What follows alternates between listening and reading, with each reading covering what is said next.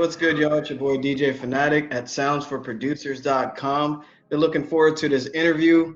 We're doing a lot of stuff online where we're just communicating through like IG Live or whatever, just doing Zoom videos. But these are really, really special because I'm talking to a DJ slash producer, and I can totally relate to that. So what's good, DJ? What's good? Hey, what's What's happening? up, DJ Fanatic? What's happening, brother? From one DJ to another, man. This is gonna be epic. Man, I'm telling you, man. I'm telling you. Yo, first off, man, let me congratulate you on your successes, man. Sounds for producers and all that, man. Bro, you're doing it, man. Doing it. I mean, Thanks, man. ever since meeting you, the first BeatStars link up, put the plug, BeatStars.com. You know what I'm saying? I see you got the hat on. I was going to wear mine. But Yeah. ever since meeting you at the, what's his name, man, BeatStars meetup here in DC, it's just been, you've been putting it out there. From your sound packs, from, the videos that you have that you put out. And the reason I bang with you is because you actually are influencing other producers to get out there and do work. You know what I'm saying? So that's why I said, whenever you got that interview going, count me in, brother. Count me in. Awesome, man. Yo, love, man. I really appreciate that, man, because like a lot of people just need that extra push. You know what I mean? Stay motivated and get out there. Yeah. Man, I don't even know where to begin. Let's talk about how you got into DJing. Like, how did you? Well, I started, man, like family gatherings. I started when I was 12 years old. Started on the old hi-fi, man. Spinning records. You know what I'm saying? A lot of people don't know what an album is. But I started out with my family functions, man, like family reunions, and then that moved up to when I went to when I was in high school, doing like little parties around the neighborhood. Mm-hmm. And then that went into doing like the big house parties and stuff like that. Mm-hmm. And then, I actually stopped, I had life started.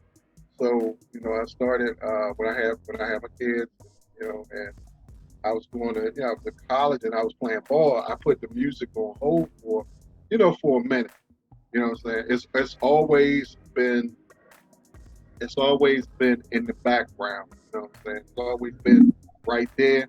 I may have stopped doing, a couple of little I stopped doing that for a minute, but that music, I picked it up. And on a serious note, the reason I picked it back up was I had got real sick, and I was in the hospital for a while. I had a mild stroke.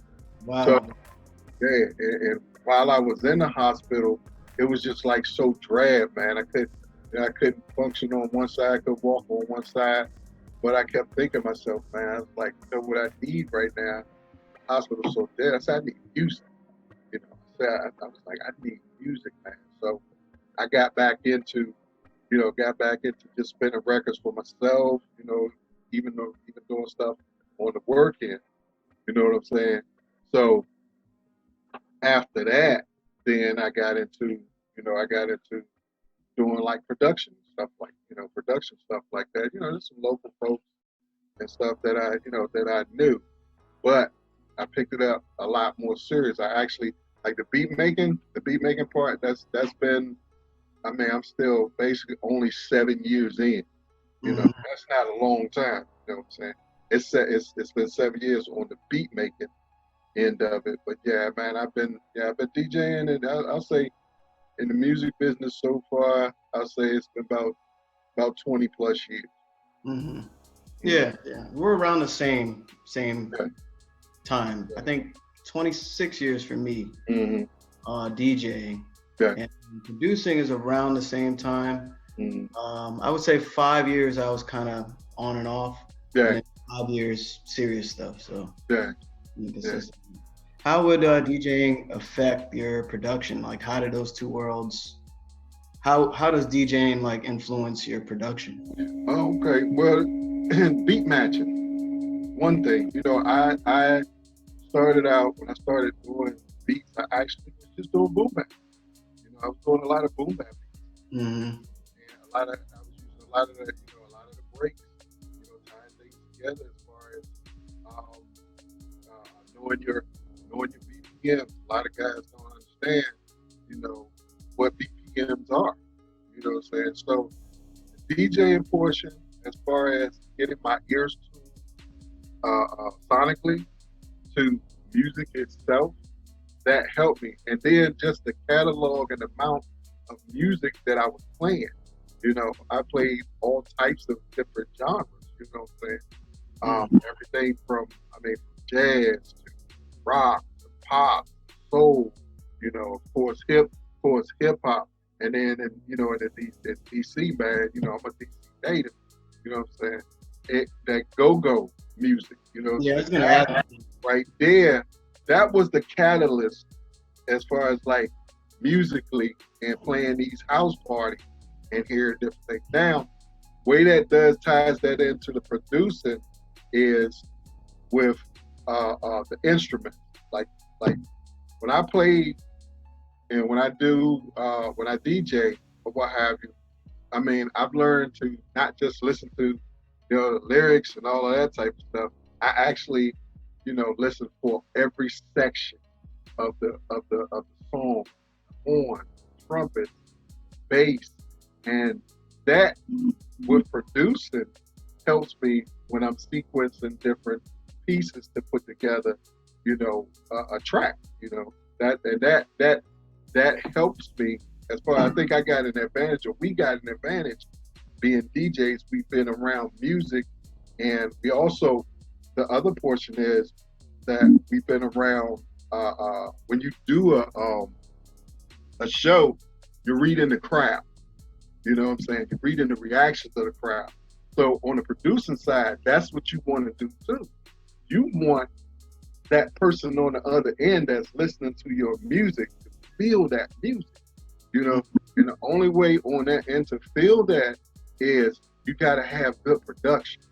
You got to have a good quality of sound. You got to play with sounds. You know what I'm saying? That's the love for me, is that a sound, I'll get it in my head, I'll mess with it for like hours, and just play around with the different, different tempos and stuff. And then once I get things together and line them up, I actually get astonished, but I'm like, man, I just created that. You know what I'm saying? You ever get that feeling? It's like, Oh, I just did that. oh yeah. It's not overconfident. It's basically you've done something that nobody else has done because it's in your mind and you put it out there. Right. Yeah, I'm glad you said it. You broke it down because I think about it as like everybody has a unique interpretation. Absolutely. And Absolutely. you going through all those DJ gigs your whole life was a new experience. Mm-hmm. You hearing every new song, different genres of music, you have a musician's ear, per se. You might not play a instrument, but you have like a subliminal instrumental mindset where it comes to your production. Yeah. And we can relate to that because I'm like, when I make stuff, I do like just huge like orchestra stuff, even score stuff. And I'm like, yo, I was straight Beethoven on that joint. Yeah. Yeah, and actually, yeah, I'm thinking about releasing a new like string loop pack. See, I'm dropping stuff already on. I love strings, man. I love strings, bro. I'm talking just extravagant. Yeah, something crazy. Yeah. Do that, man. Do that. Bring that joint out to the forefront. Yeah, I gotta think of the title. But now that we're talking about DJing, I thought I'll drop a bomb right quick. Tomorrow, I just got word while I was hitting you up on IG that I'll be DJing a set on BeatStars live thing tomorrow. What? Oh, I'm there, champ. I'm there. I'm tuning in. Pencil It's it a in. 90s R&B set, so Okay. yeah, I gotta get that together. Hey, hey, man, I'm looking forward to that, brother. I'm looking forward to that. I've been doing a few things when I can. I did a set about 2 weeks ago. I did a set. Well, actually, yeah, about I did a set on Instagram. Uh, Okay. I got a guy from New York. He's actually in a wheelchair. They call him DJ Wheels.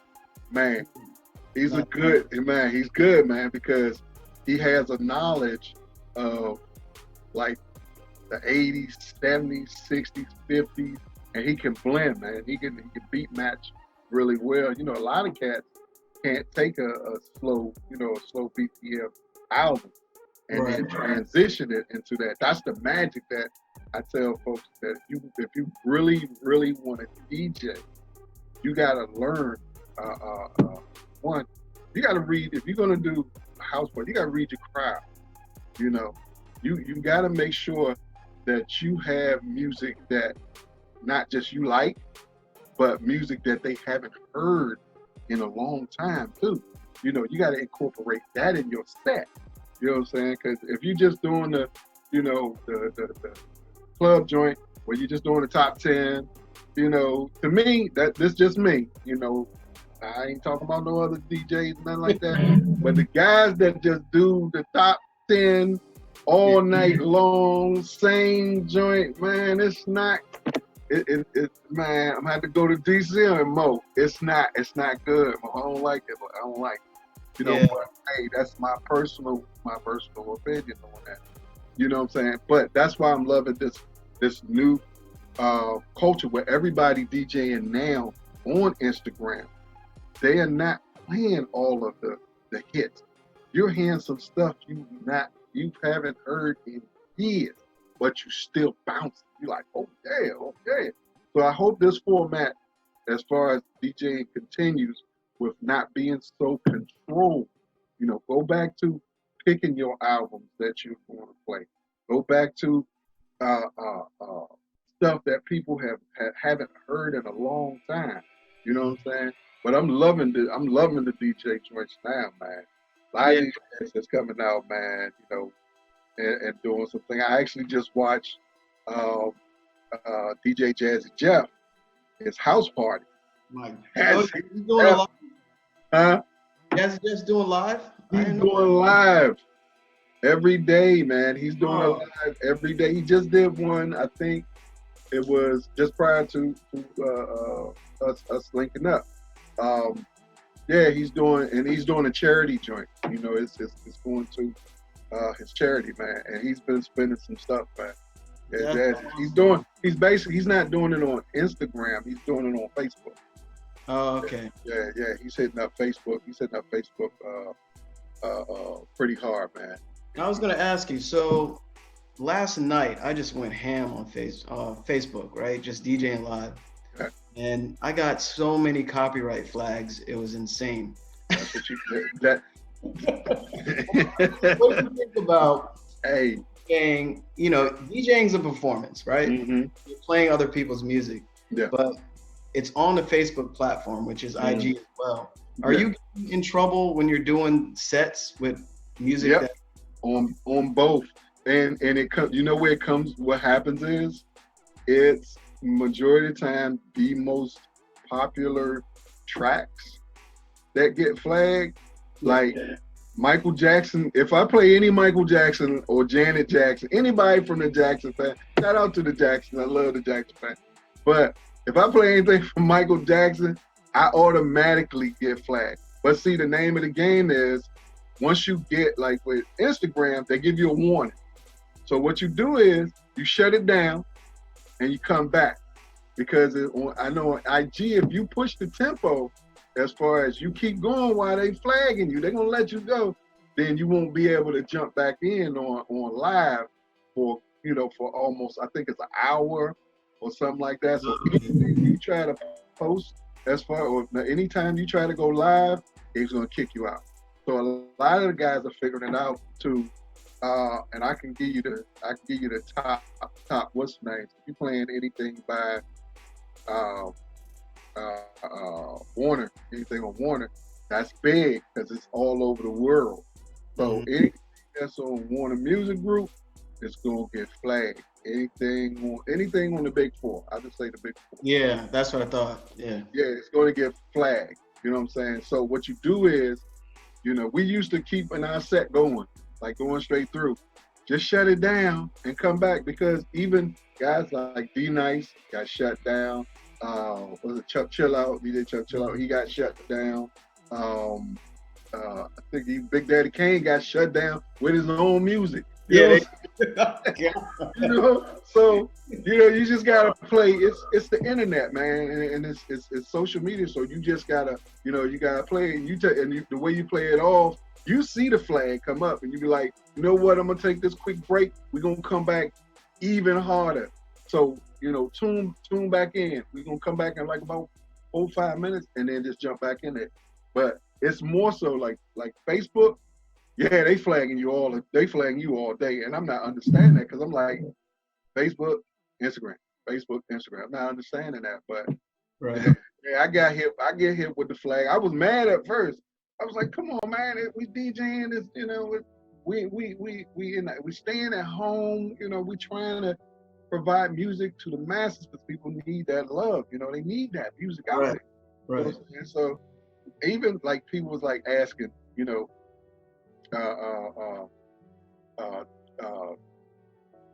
what can we do to make it a little bit better?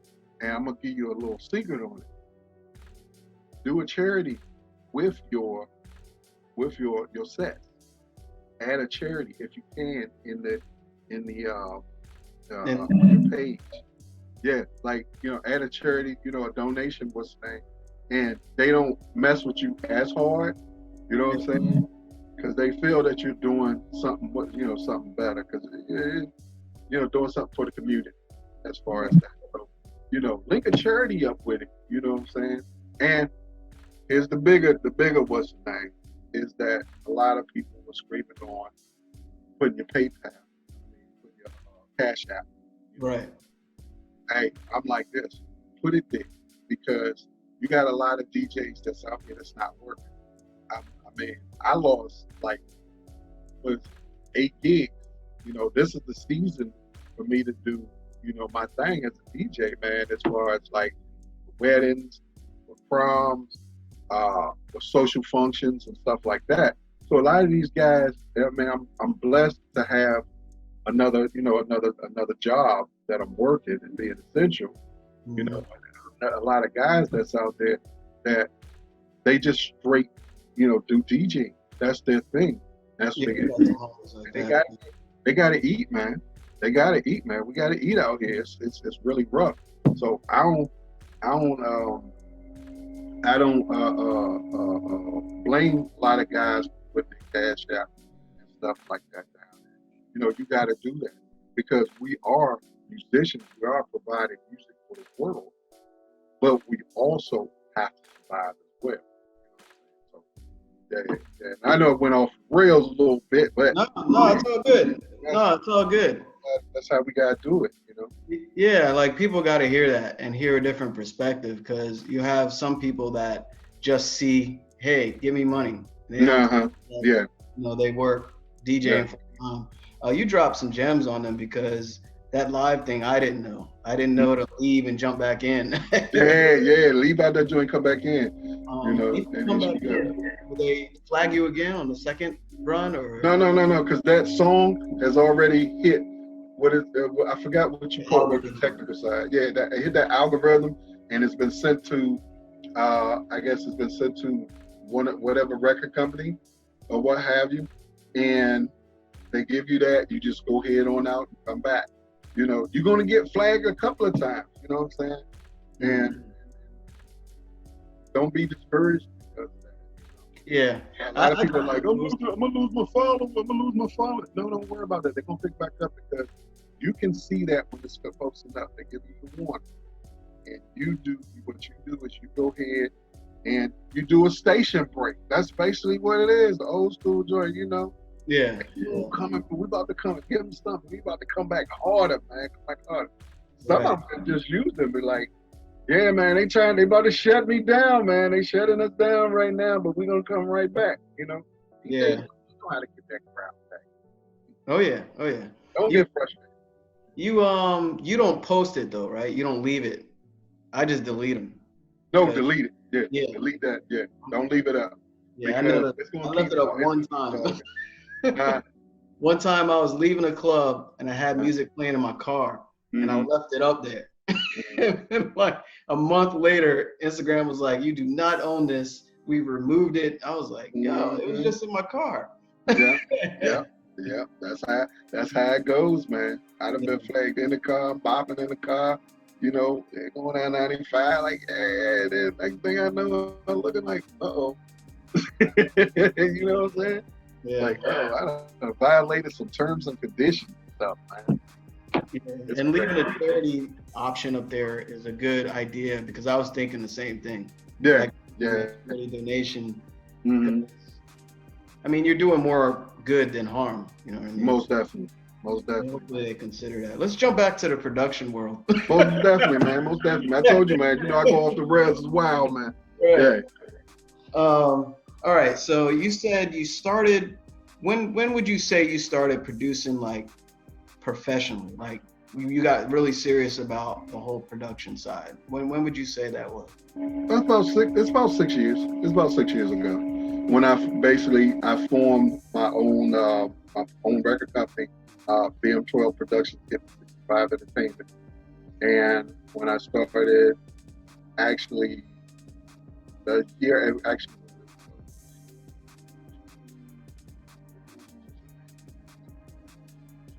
Yeah, about 20. That's 2015, and a young dude came to me and he was like, you know, I had put like a few beats. I was on reverb. I wasn't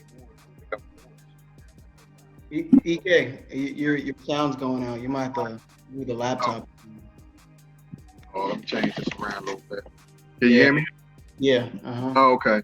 Yeah. So about 6 years ago, a young dude that I know came to me on reverb, and he was like, "Man, I really need beats, and I heard some of your stuff, and I want to, you know, I want to link up or what have you." So I was kind of skeptical. I'm like, you know, but it was my first foray into it. So we linked up, and I did a few beats for him, and produced a couple of tracks for him, and he put them on. Reverb. No, he didn't put them. He didn't put them on Reverb. He put them on SoundCloud. Yeah. And rest in peace to the young worker. He passed away like about, I think it was like 4 years ago. Man, he was hot, brother. He was going, to me, he was going to be really next because he had a good grasp of what was going on. And we chopped it up. We got in my little mini stew. We did the damn thing, and I just was hooked, man. I was hooked. I was like, this is what I want to do.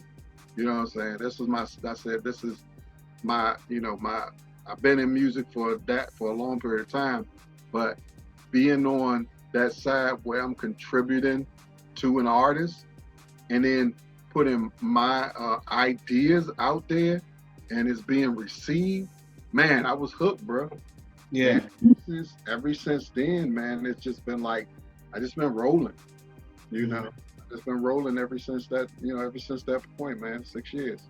Yeah, there's nothing like having a talented artist on your material because it just takes it up a whole nother level and it's a great body of work where you're like, most definitely, man. That's dope. Yeah. When you first, so that was kind of like your first experience working with an artist. Was it any monetary transaction? No, there was no money. It was just handshake. That's it. And a promise of, if I blow up or if I do this, you know, it was mutual. You know what I'm saying? There was no and there was no I had not any inclinations that he would, you know, mess me over or anything as far as like music. At that point in time, it was so new to me, and I was well versed into how this thing goes, but I wanted to get my music out there. He wanted to get his music out there. Let's make it happen. Yeah. You know what I'm saying? So that's how that went. Now, I can give you, we might have to do a part two. I can give you some of the ones that I had done with folks and they screwed me on them, you know what I'm saying? Screwed me out of the joints because they, either they used a little bit more savvy and I wasn't all the way there, but sometimes, bad experiences is the best teacher. Yeah. So those things that I had where guys I did beats and stuff for, and they went up like this or what have you, and I'm like, hey, I'm on a track, man. What's up? What's good? I said I had got another producer, and I'm like, I didn't understand the term of intellectual property. Mm-hmm. And I wasn't under BMI at the time. You know what I'm saying? I didn't have a PRO. So it was more like I was on my own. I had to learn these things, and I learned some things I learned the hard way. So I think I'm a lot smarter now in those, in those terms and stuff like that. But I will never lose that love for music because, I've always been into music. So that. Yeah, I mean, you said a lot there.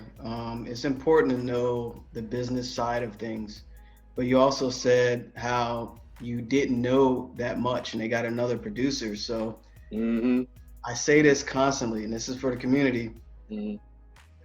Every failure is a success because you're Absolutely. learning. You know what I mean? And people are afraid to put their music out. Mm-hmm. They're afraid to take a sample and just throw it out there. Mm-hmm. Yep. I mean, there's things to worry about, but don't let your creativity be hindered by fear. You know what I mean? Mm-hmm. So, and being that you put yourself out there, you were able to run into those experiences. Mm-hmm. I had somebody actually try to remake something I did. Wow. I was like, wow. I didn't say any names, but mine was a lot better. It was.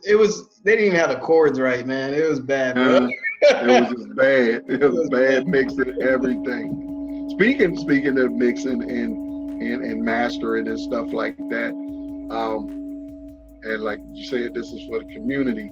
Learn how to mix and master your track yourself. A lot of guys don't know. Producers? I'm talking about producers. Learn how to clear up your mixes and all that type of stuff. I mean, there's so much material that you can get for free that you can learn how to mix and master your tracks and stuff like that. Isotope. Yeah, isotope. Yeah, you know what I'm saying. Even some guys have went to the format of sending this stuff to Landa. It's $9 subscription. I mean, I did it for a good while too, where I would send it to Landa, but then when I got the mix back, then I would look for things and listen for things that the algorithm that pick up, and then I'll fix it in my DAW and get it popping to that point. So there's a lot of avenues that's out, that's out there. And then to touch on what you were saying about putting music out, and having a lot of content out there. I was looking at shout out to Kato, the producer. What up, Kato? Man, Kato, man, that man has helped me, man, with everything, sound advice. You know what I'm saying? All of the gems that he throws out there. And one of the things that I was stuck early on was I had so many beats and so much material, but it was right here just sitting, shelved up. And I wasn't putting it out there. So I'm telling the community, if you got stuff, man, put it out. I mean, I love Timberland for what he does when he creates the beat. And no matter what anybody thinks of that, he puts it out. You know what I'm saying? So you got to foray into getting your work out, putting it out. Don't shelve it or hide it, or say, oh, I don't think this one's gonna work. That one track that you have that you might not like, there may be somebody on the other end that hears that piece and takes it all the way to the top, and you take that ride with them. You know what I'm saying? You never know. Oh yeah. You gotta have a lot of content, man. You gotta make a lot of. That's why my whole thing: create every day, man. What do you say to those people that are afraid to? Because when you put yourself out there creatively, Mm-hmm. you're gonna get slammed. Yeah. Like some people are gonna hate what you do. Mm-hmm. Yo, somebody said, yo, I think your master level, you need to change your DB. I was like, what? Mm-hmm. So anyway, what do you say to those people that are afraid to be criticized? You gotta this is music, man. You gotta have a thick skin. You know what I'm saying? You take that and you use that as a learning tool. Because some of the advice that you got, it could be that you need to change. You need to change some stuff in your mix and stuff like that. And anybody, I say, if it's somebody that basically hasn't done anything, then I might get a little bit offended. You know what I'm saying? You got like, you got like about 4 or 5 people that's doing your stuff, and your stuff sound bad, or you ain't got that experience or what have you. Then I'm gonna be mad you come up and say something like that. But if it's somebody that's been out there, man, like some of these legends that have been in the game for years, I'm gonna take that gem and I'm gonna use that gem or what have you. But going back to it, you have to have a thick skin in this business because everybody's not going to like your shit. Everybody's not. All your stuff is not going to be fire. Even artists, all your stuff is not going to be fire. You can have a guy on a track that you did that, man, you're getting so many accolades and this, that, and the other, and then the other portion of the community, other rappers are like, man, you let that whack motherfucker get on your shit. Like, wait a minute, bro, what's good? What you doing? So you gotta have a thick skin in this business, man. You can't take everything personal and shut down the show.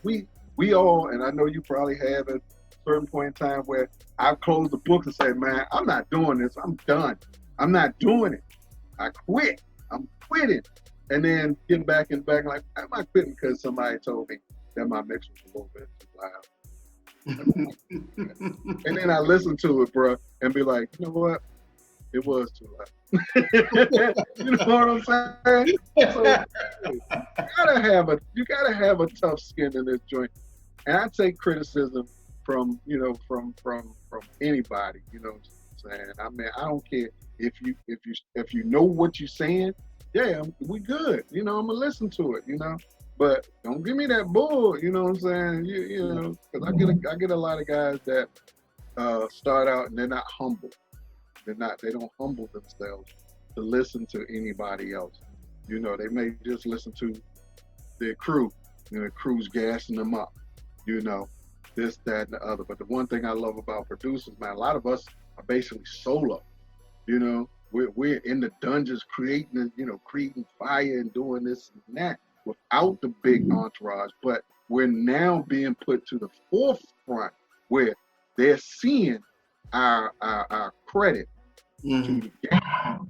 And I'm loving it, man. I'm loving it. Shout out to any producer that's in the game, that's getting it and getting there, that's getting your It's about time. Yeah, definitely. Let's clap it up for the producers, man. Y'all keep rocking, man. Shout some out. Who are some producers that inspire you? Man, of course, Timberland. Of course, Kato the producer, man. Quincy Jones. Man, Quincy, I got to meet Quincy Jones, and I was like any other person, like, it didn't matter. I was like a little sick, little silly dude, just like, man, Quincy Jones on me. But he gave me some gems and some advice, and he was just so, so cool with it, man. He said, if you believe in yourself, and you take everything you got and put into producing, you're going to come out on top. But you're going to get criticism from everybody on either side, from the peanut gallery, the people that actually know the business. But it's what you take in and put together that will make you successful. You know, make you successful, man. I mean, I can go on, man. Dr. Dre. I mean, it's So crazy. you met Quincy personally? I met Quincy Jones at a symposium about 5 years ago in Los Angeles. Oh, that's awesome, man. Yes, Awesome. I got to pick his brain and ask him, you know, how can I be successful? He says, he was like, listen to the artist. You know, it's hard, and we touch on that, it's hard, I mean, to work just in one genre like hip hop. But if you want to be a solid producer, you got to work with everybody. You got to, in the R&B realm, in the pop realm, in the rock realm. That's how you become ultra successful and well versed. Like me, of course, everybody sees the hip hop part, but I'm a multi-genre producer. I produce R&B singers. You know what I'm saying? I produce gospel singers. You know, so you got to be able to be in all of those realms. You know what I'm saying? And the only way you can do that is you got to listen and in tune yourself with that music. And you got to put yourself in that mindset of a gospel artist. You know what I'm saying? So, and I like with Quincy Jones was like, it was only supposed to be 15 minutes. Like it was only supposed to be 15 minutes of conversation, but it turned to a whole hour and a half. Wow. It turned to a whole hour and a half because I told him, you know, after going through asking, I got comfortable with asking questions about Michael Jackson, about Prince, about, you know, about a whole lot of, what's my man's name?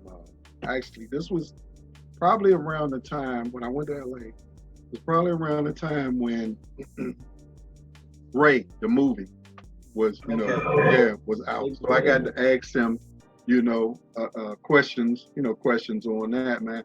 I even asked him about the Sanford and Son theme song, you know, and how did you come up with, you know, with these things? He said, you know, he said, look, Cat, man, let me tell you like this. He said, just creativity. Always. That's why I took that portion in, and I have not stopped creating ever since. I've been doing it until, you know, until I pass out. You know what I'm saying? Yeah. And, so I shout out to my other fave, man, Jay Dilla.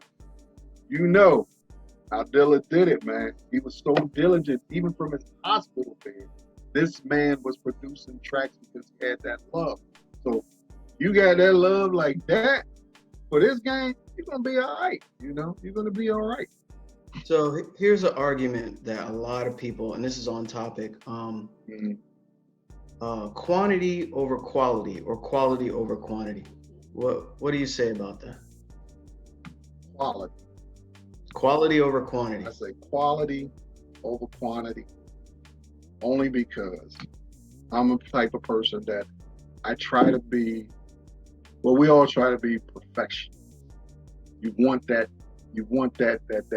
If you have a brand, you want the brand to be a quality brand. You want to be like a Pepsi or a Coke or what have you. I mean, quantity. I mean, it's gonna come. It's gonna come with the territory. You know what I'm saying? But mine is always gonna be that quality, that good quality. What you put out, you know, that's your product. And I'm looking from a product stance. Your music is your product. You know what I'm saying? So if you put out like 400 or so albums, what have you, and all of them just sound the same, then you just putting that's just basically your, you know, you're pushing too much on that end. But as far as quality, you want to make sure you have good production. You want to make sure your sounds of good, because we got a lot of guys that get these garbage sounds, Yeah. and they put them out on their albums and stuff like that, what have you. And that's where guys like you come in, with sound producers, putting out that good quality, so you can take that and then you enhance it and then you put it out, put it out to the world. So yeah, I mean that's just my, Yeah.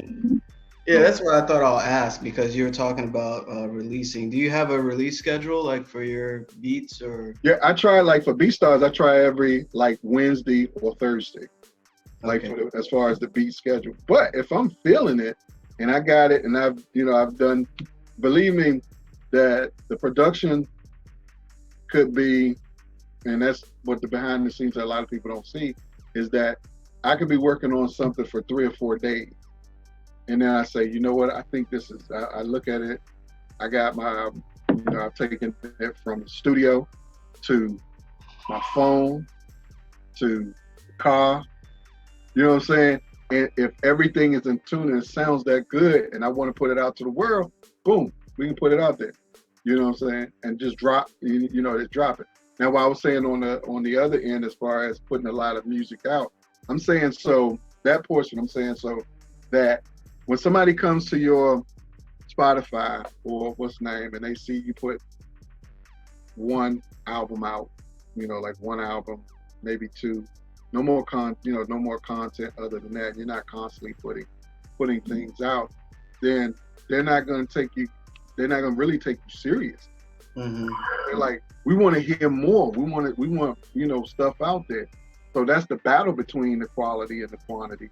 Is that you want to put a good amount of material out there so people can see it, or can get your name out there, but you want to make sure that it's good quality. You don't want to put anything out there. And I think as from my standpoint, is that I want to put the best music out, best sound out possible. That's the brand.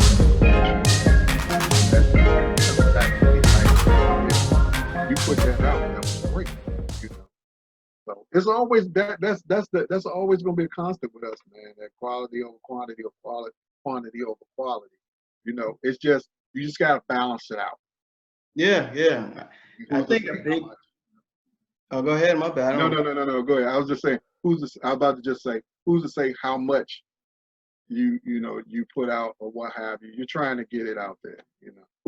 Right. It really depends on like where you're at in your career too. Yeah, If absolutely. no one ever heard of you and you're doing one beat every 2 weeks, you gotta have some type of consistency to break through that noise for people to pay attention. Most definitely. I think in that sense, quantity over but always have quality, because you don't want to keep putting out garbage, because then nobody wants to hear you anymore. and then you gotta ask. And then here's the other thing. You gotta ask. You gotta put polls out there and have the people ask. We was talking about having a tough skin. Some people are afraid to do that. When you gotta do every social media platform possible where you can put your stuff out there. And when you get, Instagram has so many tools that you can use. So many. I'm still discovering. Asking, hey, do you like this track, or do you not like this track? Do you think this track are hot? Do you think you can ask the people? And what you couldn't do that back, way back. You ask the people, look, should I drop it or put it back on the shelf? Right. Simple. You know what I'm saying? I've had some people say, man, drop it. Drop it, put it out there. And I've had some people that was like, nah, don't put it, don't put it out there. So we have all of these capabilities that we can use. And then the new joint that I just got on, and I was like, you guys told me, and shout out to BeatStars,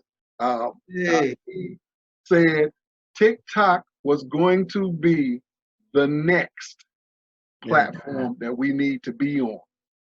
And finally, DJ EK has a TikTok. Yeah, I saw you on there, man. You making some good stuff, bro.